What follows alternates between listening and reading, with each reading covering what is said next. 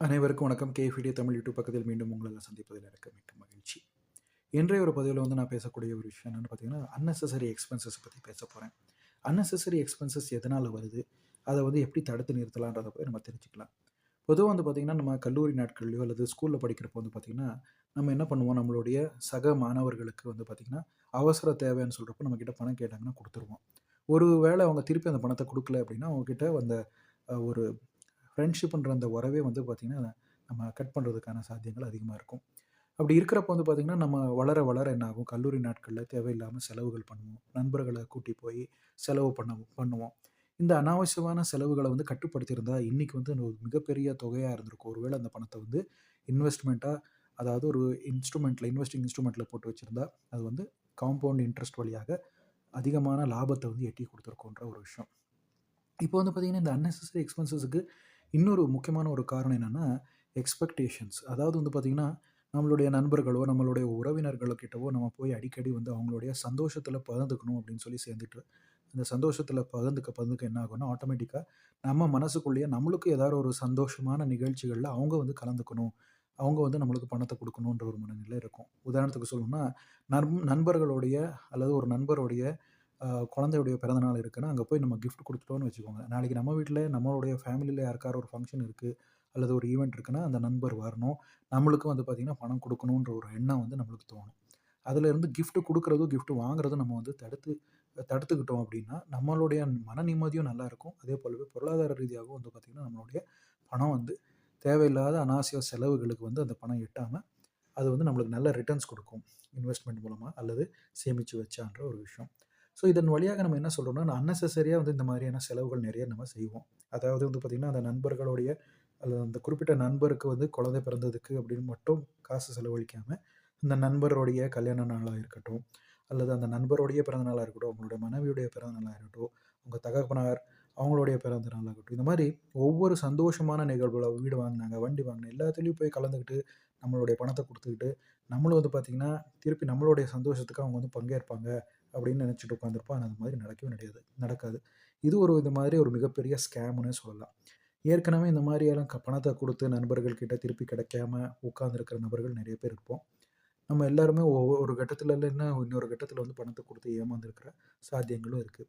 நண்பர்களே நம்மளுக்கு ஸ்கேம் பண்றப்போ 3வது ஒரு நபர் ஸ்கேம் பண்றதுல எந்த விதமான தப்பு இல்ல. அதுலருந்து நம்ம உஷாரா இருக்கணும். நம்ம அதுலருந்து எப்படி வெளிய வரணுன்றத பத்தி நம்ம யோசிக்கணும். அதே போலவே அந்த ஸ்கேம்ல இருந்து நம்மளுக்கு நம்மளே அவாய்ட் பண்ணிக்கிறது என்ன புத்திசாலித்தனம் என்ன இருக்கோ, அந்த புத்திசாலித்தனத்த நம்ம கையாளணும் அப்படின்ற ஒரு விஷயம்.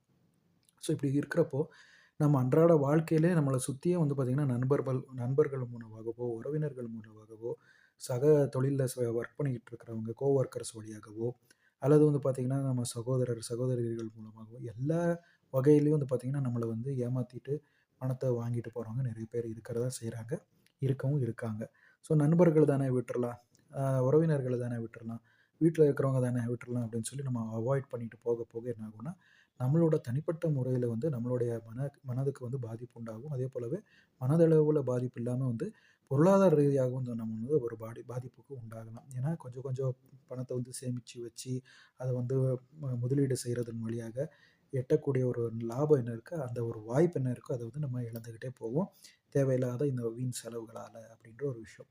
ஸோ செலவுகள நம்ம ஒரு தனிநபர்லேருந்து ஒரு மிகப்பெரிய நிறுவனம் வரைக்கும் அத கட்டுப்படுத்துறத பத்தி தான் யோசிச்சுக்கிட்டே இருப்பாங்க அப்படின்ற ஒரு விஷயத்த நம்ம அ கையாளணும். மனதளவுல அத யோசிச்சுட்டு வைக்கணும் அப்படின்ற ஒரு விஷயம்.